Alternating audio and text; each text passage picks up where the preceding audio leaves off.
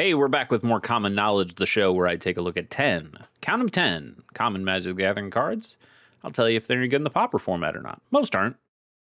Some are, but most aren't. Maybe we'll get a good one today. We'll start with High Spire Bell Ringer, which is 2 and a blue for a 1/4 Jin Monk. It's got flying, and the second spell you cast each turn costs 1 less to cast. This is from Tarkir Dragonstorm. I don't remember this card, and I was playing in pre-release. I don't think I got a copy of this one, but, this isn't bad. There was a little bit of your second spell stuff that was in Tarkir Dragonstorm, and, this is a card that enables that. 3-minute 1/4 flyer. I wouldn't say is amazing. I wouldn't even say it's very good. But the cost reduction can be all right. Generally, you want your cost reduction to be across the board, though. That it's instants and sorceries cost 1 less, and so you can any of your spells can now become 1 less, or blue spells like the Goblin Electromancer, I think, is blue and red spells, or your familiars and things like that can reduce the amount of mana for all spells of different colors. Second spell is a little bit narrow here. You do get a halfway decent flyer. This is going to block most of the flying stuff all day long. It's gonna block your Glinthawks and your core Skyfishers and any fairy out there. So that's not terrible. You don't mind having something that's chunky and can block and is giving you some extra value each turn, even your opponent's turn if you can double spell on their turn. But I think generally this is just a little too normal, a little too fair. And for that, let's go for 2.3 or 2.4. Let's be generous and say a 2.4. Zodiac Rat is a Portal 3 Kingdoms card that costs $50.97. That's crazy. Single black mana for a 1/1 rat with Swamp Walk. See why it's crazy? That's not a very good card. But Portal 3 Kingdoms, as we've talked about before, was a set that didn't... it shows up in English, obviously, but it wasn't sold in the United States. And so any card that we got is kind of imported back into the States. And so they're all expensive. There's not a ton of them out there. But these cards are ridiculous. You can get cheap Portal 3 Kingdoms cards. You can get decent cheap Portal 3 Kingdoms cards. This is not one of them. I don't know why the Zodiac creatures. I'm pretty sure all the Zodiac creatures in there in this, because it does go off the Chinese Zodiac. So there's Zodiac Dragon and Snake and Rooster and all that kind of stuff. I think they're all really expensive, kind of for no good reason, but they all have some kind of land walk ability. Except the dragon. I think the dragon doesn't, but the dragon is also really good in that it can, if it dies on the battlefield, it goes back to your hand, so you can kind of keep it alive a lot more. It's a rare. A lot of these other ones are common. Zodiac Rat's bad, straight up. It's a 1/1 for 1 that's already not feeling great, and Swamp Walk is just not a very useful ability. The land walk abilities are mostly phased out these days from Wizards. And you gotta be playing a deck you gotta be playing against an opponent who has a black deck, or you have to find a way to make one of their things a swamp, and that's a little tough to do in the Pauper format. And it's not all that useful anyway. You just kind of get a 1/1 unblockable creature at that point. Who cares? I don't like it. I will give it a 2. I guess it gets a 2. I guess. Next up is Flutter Fox, 1 and a white for a 2/2 fox. As long as you control an artifact or enchantment, this creature has flying. That's pretty easy to do. Pretty easy to have an artifact on the table. Turn 1, Thraben Inspector puts a clue on the table. That's an artifact. Turn 2, you play a Flutter Fox, and you get a 2/2 flyer for 2. We just have 2/2 flyers for 2, don't we? There's Core Skyfisher, which is a 2/3 and flies for 2 mana, but you do have to bounce something back. I'm 100% sure we do, but let's check anyway. 2 mana, Legal in Pauper. Power is 2. Toughness is 2. And the most important part, we have to mention that it flies. Yeah, that's a conditional one. This has flying, but it's also 2 colors, so you don't want to say that one. Maybe we don't. Yeah, this is also conditional. 2/2 flyer with a downside to you. Conditional. Has fading. 2 colors. Downside to you. Conditional. Yeah, okay. Leon and Sky Hunter. There you go. So, yeah, you could just play Leon and Sky. It is a tougher mana cost, so I guess it's not completely perfect. Conditional. Level up. All right. Fair enough. Skyward Spider, that one gets played, but still conditional. You have to modify it to get flying. But, that's... But all these other ones are either two white symbols or 2 different color symbols. Spacecraft needs to be stationed first. Yeah, so I guess it's just as conditional as all these other ones, but the condition is really easy to do. So you could just kind of get a straight up 2/2 flyer at that point.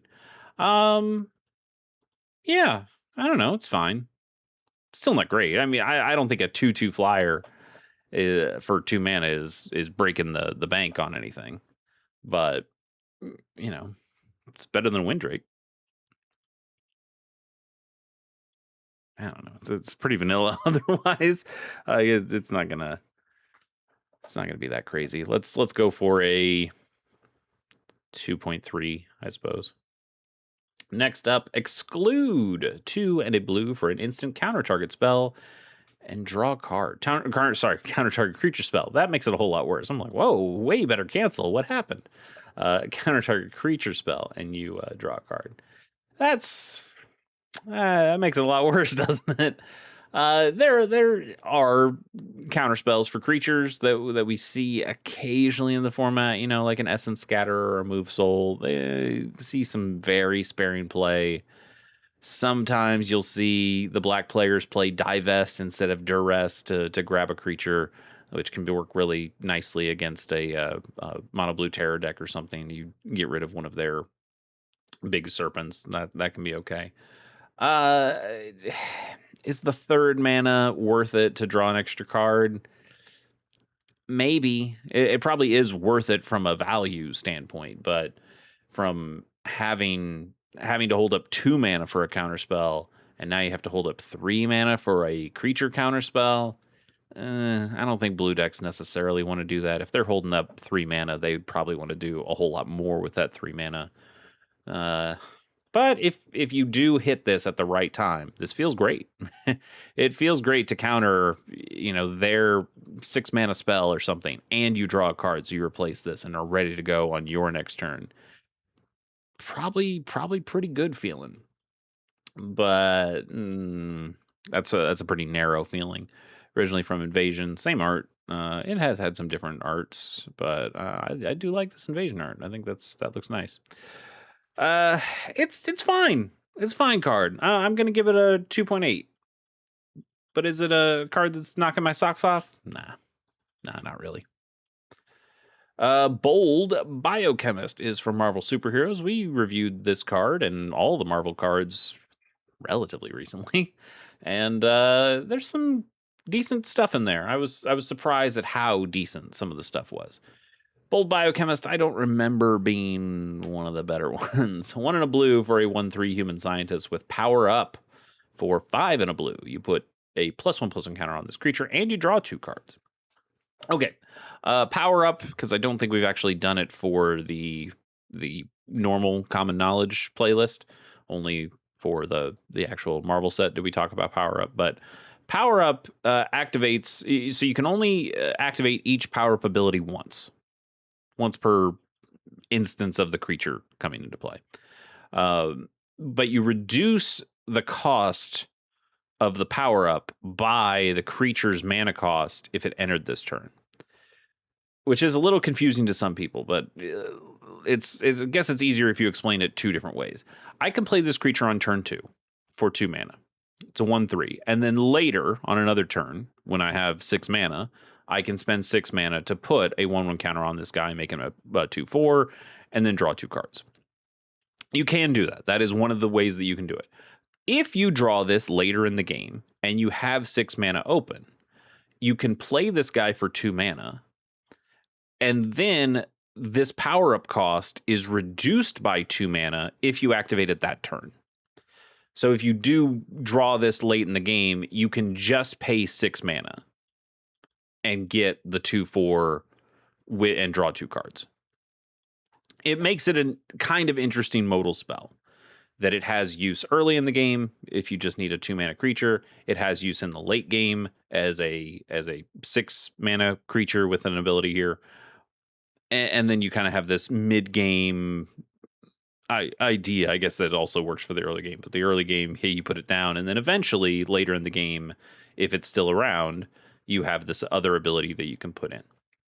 That's kind of cool. I do like power up as an ability. It's a little confusing. I've seen people really struggle with the math, which is kind of funny to me because it is just the power up cost. This is the cost for the creature. This is the cost for the creature with the ability. Don't if you're playing at that turn, you just pay this cost. And people are going, well, I've got to add the mana that I spent on this guy, but then I also have to subtract the mana that I spent on this guy. It's like, yeah, it makes it even. that's all they're saying. That's all they're saying is it makes it even. See, all you have to do is pay the 6 mana to get the ability the turn it comes into play. Anyway, that aside, I don't think this is crazy. I don't think this is any crazy good. It's fine. It's a 2 mana 1/3, a 2 mana vanilla 1/3 when it first comes out. Yeah, I guess that blocks something, but that's not a very good power and toughness for what you need at that point in the game. It's a body, it can block, but not great. The power up ability can be kind of useful. You are overpaying a little bit. I think a 6 mana 2/4 that draws you 2 cards when it comes into play is not very good. Mole Drifter exists, right? And this is no Mole Drifter replacement, but it's okay. I pre-release. I'm recording these a little bit in the future, or a little bit in the past. I guess you're in the future watching this because they're coming out later. But this weekend is pre-release for Marvel, and I'm not going because I don't particularly care about Marvel. I did pre-order, or not pre-order. I ordered some of the cards that I want from this set for a Pauper deck that I'm thinking of, and for the cards that I think are interesting, the ones that were cheap anyway, because there's some that aren't not cheap. That's ridiculous. These are commons. It's the Pauper format. Everything should be cheap. I don't think this card is particularly great. I wouldn't worry about it from a Pauper perspective, but probably ended up being pretty decent in the limited environment. I bet so. Let's go for a 2.5. Yeah, 2.4. Let's knock it down a little bit, but not the worst card I've ever seen. Next up, Beloved Princess. Single white mana for a 1/1 human noble with lifelink. This creature can't be blocked by creatures with power 3 or greater. Also has a secret lair drop. Oh, it's a Miku. This is kind of interesting. This would be absolutely playable in Pauper if it wasn't for one other card, and I bet you can guess what the card is. But let's talk about this one before we jump on it. Gets out on turn 1. 1 mana 1/1. We're never excited about that, but a 1 mana 1 with lifelink is pretty cool. This gets down early if you find ways of putting equipment or auras or something on it. This can potentially gain you a lot of life over the course of a game. I do like that it has this extra condition that it can't be blocked by creatures with power 3 or greater. So if you do pump it up enough, maybe it never dies to any sort of blocking creature, because the Tolarian Terror can't block it. The Gurmag Angler can't block it. The Boulder Branch Golem can't block it. Cool. That can be kind of neat. But like this, I'll give you a hint. This card would be great in a Gates deck, right? You use the Basilisk Gate, you turn this into a 7/7, and it swings in.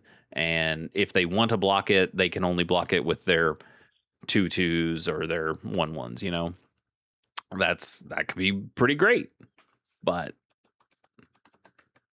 This is your last chance. I'm already writing it out. Sacred Cat exists, which is a different 1/1 with lifelink for 1 mana, and this one has Embalm, which means you can exile it from your graveyard and make a token that's a copy of it. So you just get a second one. That's much better in the Gates decks. You get 2 of these. If you mill it into your graveyard for some reason, if your opponent forces you to discard it, you can go into your graveyard and it's still useful there. Or probably more traditionally, you play it, your opponent kills it with a cast down or something, and then you get to replay it. That's really good. It's really good to have a second card here. That is some card advantage where this is not card advantage. It's cool. I like this ability. If Sacred Cat ever got banned out of the format, which is never going to happen, but if this got banned out of the format, this would be the most likely replacement that I can think of that would go into it. It probably still wouldn't get played.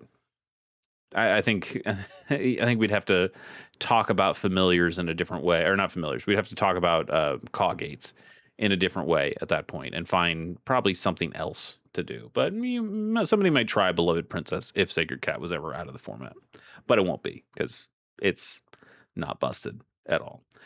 This is it's okay. I'll give it a 3, but I can't give it higher because it just has a card that is way better than it. That happens a lot in the Pauper format. A quarter's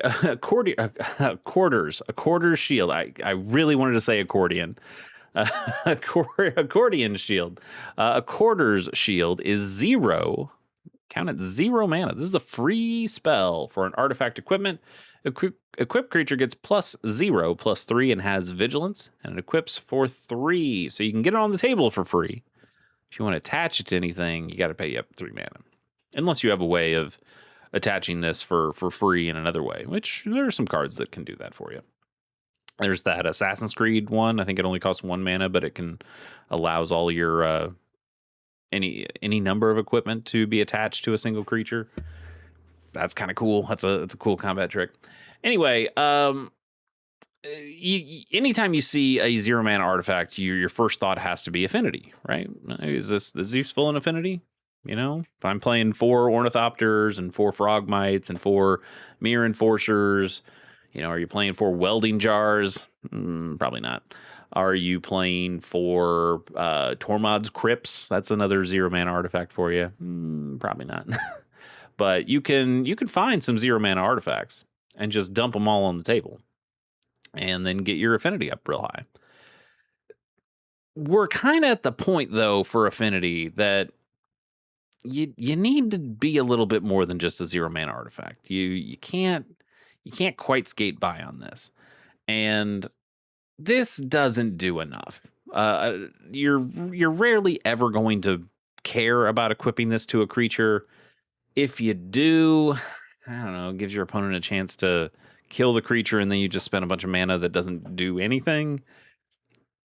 Even if it's on the creature, +3 toughness and vigilance is not the best.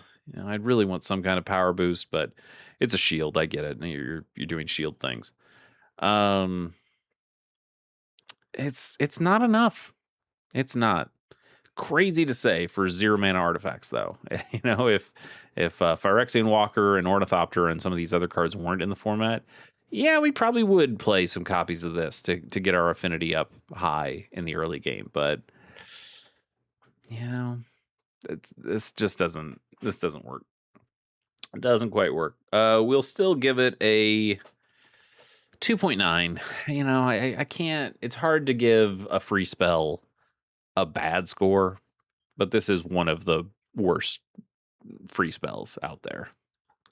What do we got next? Mind Collapse. Mind Collapse is kind of cool.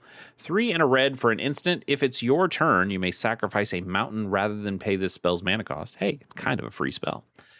Mind Collapse deals 5 damage to target creature or planeswalker. Planeswalker doesn't matter for our purposes, but 5 damage, I say it a lot. 5 damage is the real threshold for me. Think about the things that are 5 toughness in this format. There's a lot of them. It's, Tolarian Terror, I know, I say it all the time, but this can kill a Tolarian Terror, and you only have to spend 2 mana on it because that's the ward cost, but you don't have to pay any mana for this spell. That's pretty good. This hits Cryptic Serpent. This hits Gurmag Angler. This hits Boulder Branch Golem. This hits a lot of stuff, and obviously anything 4 toughness or lower, it can also hit those things too, and that's great. That's pretty good. Like it's a pretty good card. Now, if you are in a mono red burn deck, you're probably not playing this because it can't go face, and that's rough. All of it could go face, it would be busted. It would be banned out of the format probably almost immediately. Like we already have Fire Blast, which is pretty deadly and banned in other formats, but sacrificing 2 mountains to deal 4 damage to any target. So this is a real finisher in those mono red madness decks and mono red burn decks. Mind Collapse isn't quite to that degree. I think you'd have to be playing a more control-y version of red. Maybe this could go in like a sideboard of mono red madness. I still kind of doubt it, but if you really just needed to punch out a creature, maybe this goes more in like a goblins sideboard. So if your opponent does have some big creature that you need to get out of the way so your goblins can swing in, maybe Mind Collapse is a little bit more for that. I don't 100% know if this sees play, but I do like it. And I think it has the potential to see play. It's you gotta respect any any free spell kind of thing.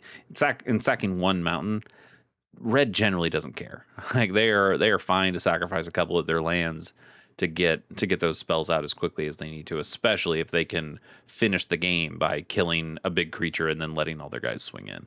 This is a good card. It's a good card, and it's going to get a good score. I'm going to give this a 5.1. I'll back that up all day long. Juniper Order Root Weaver is 1 and a white for a 2/2 human druid with kicker for a green, which means you can pay an additional green as you cast this spell. When this creature enters, if it was kicked, you put a +1/+1 counter on target creature you control. So you get a grizzly bear, 2 mana 2/2, but if you spend extra mana, this can be a 3 mana 3/3, or you could put the counter on anything else. You're getting 3 power for 3 mana. That's okay. This is like a perfectly adequate modal spell. Hey, on turn 2, I can just play a 2 mana 2/2. On turn 3, I can play a 3 mana 3/3. If I need that counter on something else, if it goes better on something else, sure, I could put that counter somewhere else. You're not going to blink this. You could bounce it. You could bounce it back to your hand and then pay it again, but you're not blinking this because you don't get to pay the kicker because you're not paying anything for the card when you blink it because it's not being cast at that point. Anyway, it's okay. It's okay, but it's still just a vanilla creature. Either way, vanilla, it's either a vanilla 2/2 or a vanilla 3/3 or a vanilla 2/2 that gives a counter to something else, but it's all vanilla.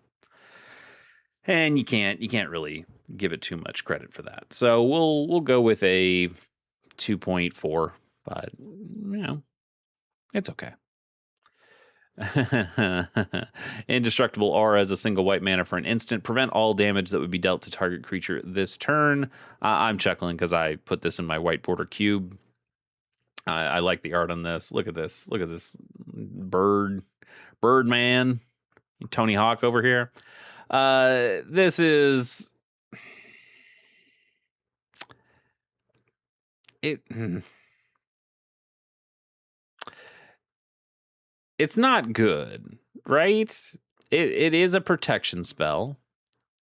It doesn't prevent exiling. Preventing all damage that will be dealt to target creature is interesting. And it also says prevent all damage that would be dealt to target creature this turn. So it is, if it does, it is just kind of indestructible at that point. And it is called Indestructible Aura, but it's functionally a little bit different than Indestructible because that is destroy effects. So this only prevents the damage. That's probably the biggest point. If you spend a mana on, say, Lawrence Escape,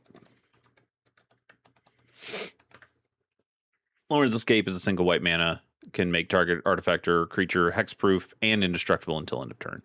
So indestructible here says destroy effects and lethal damage will not kill the creature. This is a little bit different in that you're only preventing damage that would be dealt to target creature this turn. So, that's creature damage, that's red spells that are doing direct damage to a creature, that's white spells that are doing damage to an attacking or blocking creature.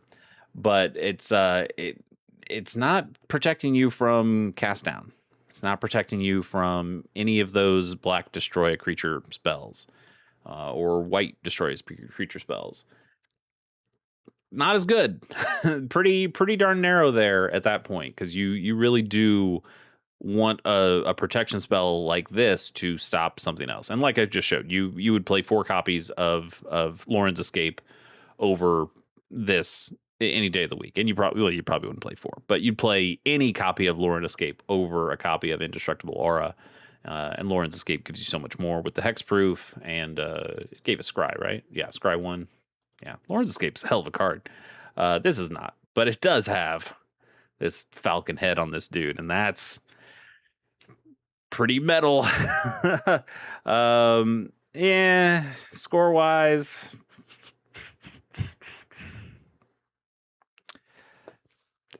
it's...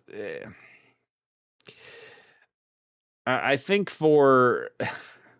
It's not fair because this is from Legends. This originally came out of Legends. Indestructible wasn't even a keyword that we had for a very long time. It was Mirrodin was the first time we had Indestructible.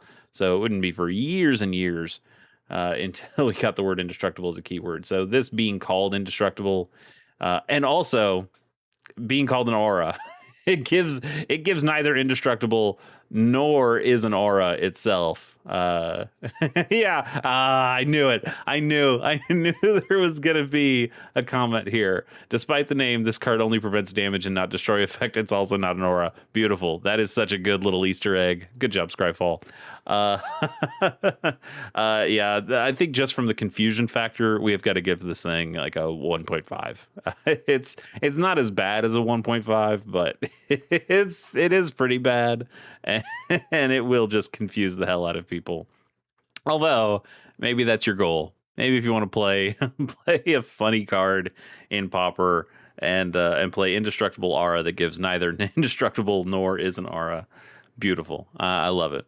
Is that our last card? I think maybe we have a bonus card for sure. I think we do a bonus card and then call it, right? Vampire Hounds is 2 and a black for a 2/2 vampire dog. Discard a creature card, and this creature gets +2/+2 until end of turn. This was definitely, despite it being called Vampire Hounds, this was definitely just dog back in the day. If I look up this Exodus copy, right? Just summon hounds. Yeah, absolutely. But it's called Vampire Hounds. Obviously, it's been eroded to be a vampire dog. That makes perfect sense. Discarding a creature card is very specific. That's you have to play a very specific deck to be able to get a good amount of value out of this. A 3-mana 2/2 already feels pretty bad. If you're spending 3 mana on this on turn 3, you've likely played a handful of cards and don't have a ton of cards left in your hand. Yeah, maybe you do. Maybe you have ways of getting more cards in your hand in black, but generally you've probably spent a decent amount of cards. You might not have a bunch of creature cards in your hand ready to discard. And those creature cards that you still have in your hand might be more valuable because they're probably higher mana values that you haven't been able to spend yet. So do you want to discard him to this guy to make him into a 4/4? I guess you can just keep doing it. If you have enough cards in your hand, you can discard 20 creature cards and then turn this guy into a 42/42. That's the dream. But and it does it in instant speed. Like it does it as an ATOG or an ATOG effect. That's kind of cool. Kind of cool. Art's cool. I'm trying. I'm trying, but this is not a very good card. There's not a deck that wants to discard this. There are decks that want to discard creatures. Yes, it would be good to discard a sneaky snacker to this and then find a way to draw cards later, I guess. But there's also a bunch of ways of discarding the Sneaky Snacker with those discard 1, draw 2s that immediately put the Sneaky Snacker on the board. This guy doesn't do that alone. There is some value to be had. You're not going to do it in a Pauper deck. You're going to lose this creature before it does anything in the Pauper deck that you're trying to make for this guy.